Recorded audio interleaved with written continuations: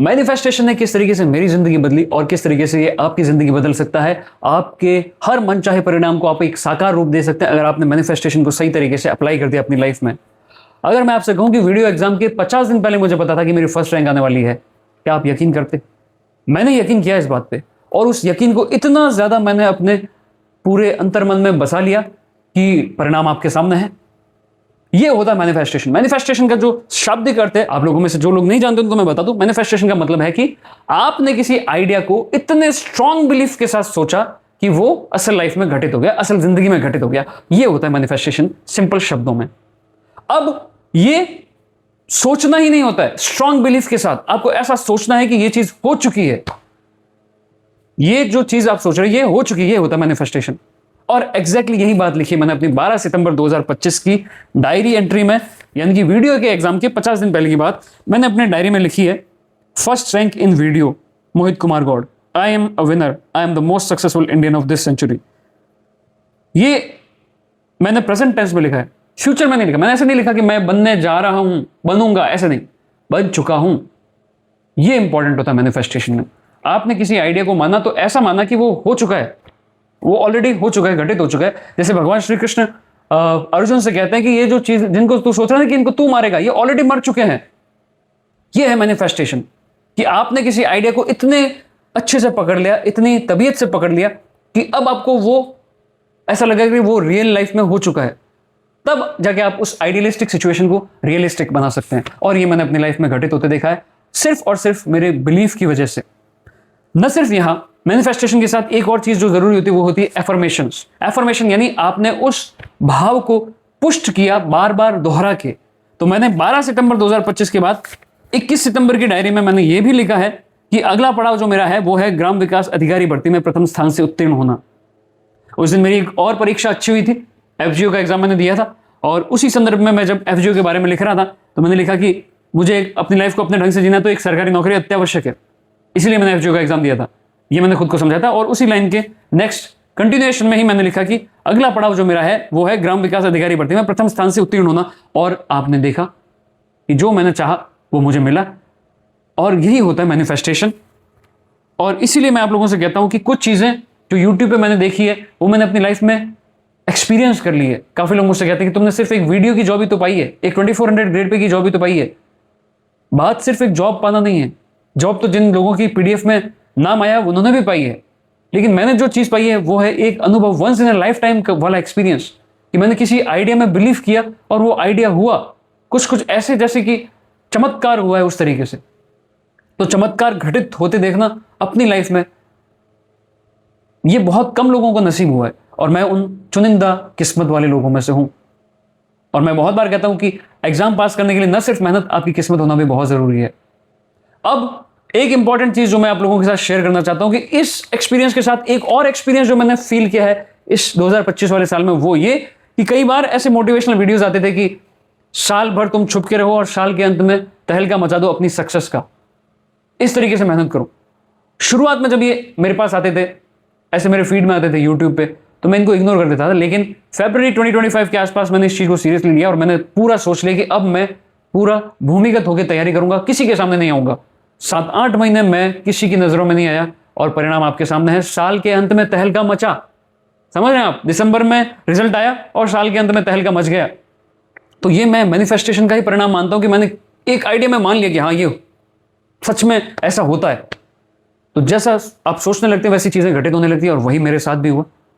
तो ये तो मैंने डायरी में लिखा है, साथ ही साथ मैंने वर्बली भी अपने भाई को बहुत बार बोला है कि भाई मुझे टॉप करना है वीडियो का एग्जाम किसी भी कीमत पे। मैंने किसी और एग्जाम का टॉप करने का नहीं बोला, और यहां टॉप करने का इसलिए क्योंकि यहां पे 800 सीटें ही थी।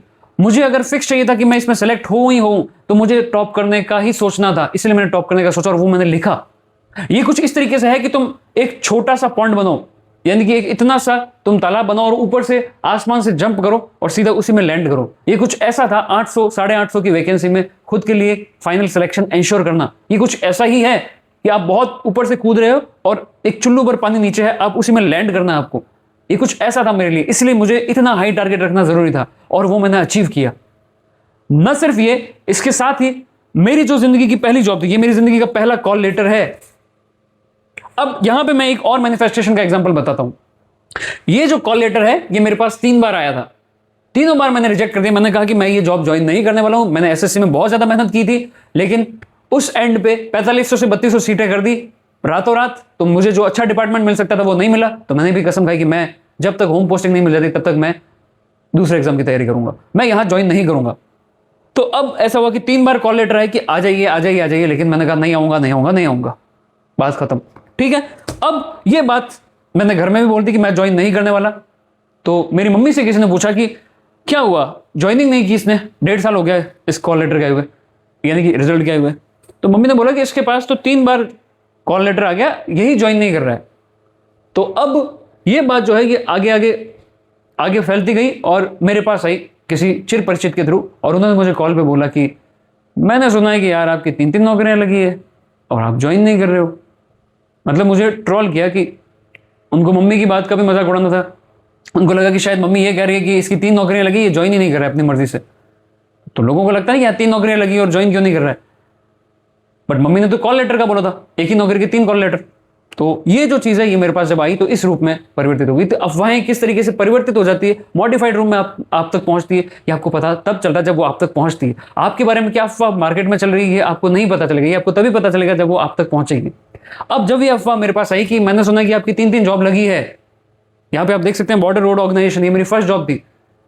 तो जब मुझसे कहा कि मैंने सुना कि आपकी 3-3 जॉब्स लगी है, तो मैंने कहा यार 3 जॉब्स भी लगेगी, पूरे बिलीफ के साथ मैंने बोला कि हाँ 3 जॉब्स लगेगी इस साल मेरी।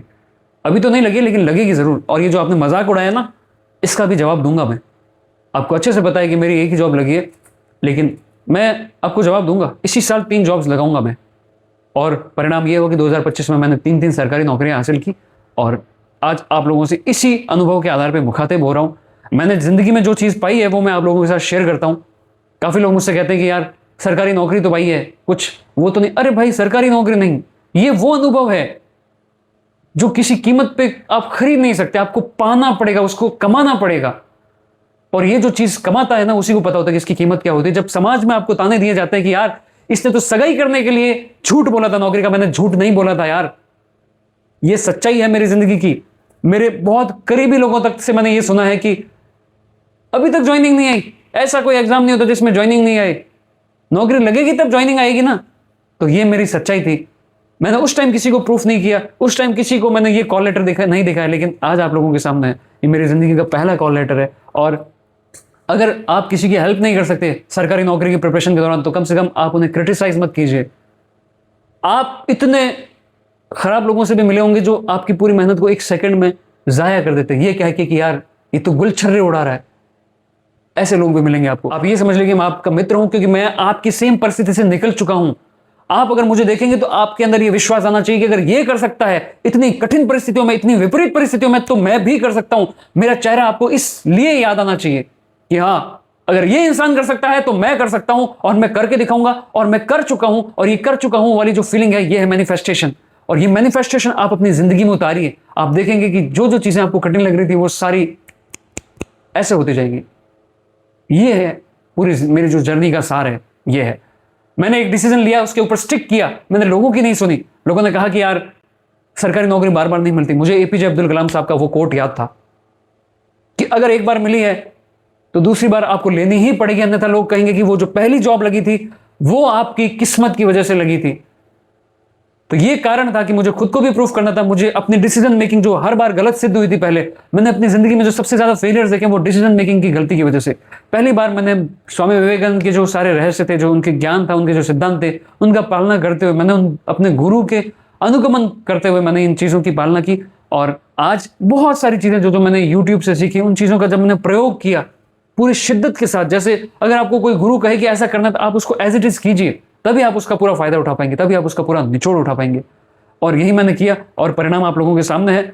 आप देख सकते हैं कि कुछ चीज़ें मैंने जो पाई है वो मैंने आप लोगों के साथ आज शेयर की। तो बहुत बहुत धन्यवाद आप लोगों का, आपने इस स्टोरी को सुना और अंत तक सुना। एक पेशेंट लिसनर की यही निशानी होती है। कोशिश करूंगा कि मेरे पास ज़्यादा तो कुछ कहानी नहीं है, लेकिन जो मेरी जर्नी में कुछ चीज़ें जिन्होंने मुझे हेल्प की है, मैं आप लोगों के साथ शेयर करता रहूँगा। बस आप डटे रहिए अपने एग्जाम के मैदान में, हार मत मानिएगा, एंड तक आपको बने रहना है। चमत्कार होते हैं, और चमत्कार अगर एक इंसान के साथ हो सकता है तो तुम अगर भगवान की शरण में रहोगे तो तुम्हारे साथ भी होगा। बस तुम्हें अपने भगवान पे और खुद पे भरोसा रख के चलना है। All the best. और अगर नए हैं तो सब्सक्राइब जरूर कीजिए। इसी तरीके से मैं आप लोगों के लिए सबसे काम की चीज़ें जो आपको पढ़ाई में हेल्प करे, मैं आप लोगों के लिए लाता रहूँगा। There is a light at the end of the tunnel, you just have to chase it. और जब आप उस टनल से बाहर निकलेंगे तब आपको लगेगा कि यार, जैसे शॉशैंक रिडेम्पशन जो मूवी है, उसमें जब वो बाहर निकलता है प्रोटैगनिस्ट, वो जो फील आती है, वो सेम फील मैंने अपनी ज़िंदगी में महसूस की, एक्सपीरियंस की है। इसलिए मैं आज एक अलग ग्लो के साथ आप लोगों से बात करता हूँ, क्योंकि मैंने कुछ पाया है यार, और वो आप लोग पा सकते हो अगर बिलीफ रखोगे, अगर अनरियलिस्टिक चीज़ों को मानोगे। लोग कहेंगे कि ये अनरियलिस्टिक है, लेकिन तुमको करना है कि नहीं, मैं करूंगा, करके दिखाऊंगा, और तब जाके वो चीज़ें होती है और होगी, अगर आपने अपने आप की सुनी, लोगों की नहीं सुनी तो। धन्यवाद आप सभी का इतने ध्यान से सुनने के लिए।